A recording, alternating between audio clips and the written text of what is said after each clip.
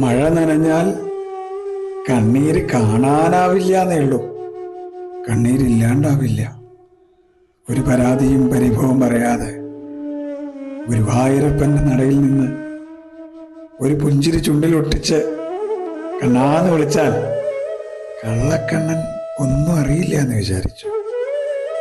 നീ മോഹിച്ചതെല്ലാം നീ മറന്നുപോയാലും കണ്ണന് മറക്കാനാവില്ല.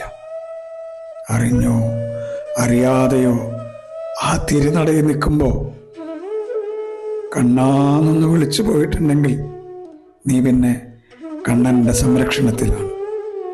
ഭൂലോകം മുഴുവൻ നിനക്കെതിരായി പത്മവ്യൂഹം തീർത്താലും നിന്നെ രക്ഷിക്കാൻ ഗുരുഭവനപുരിയിൽ ഒരാളുണ്ട്, ഗുരുവായൂരപ്പൻ.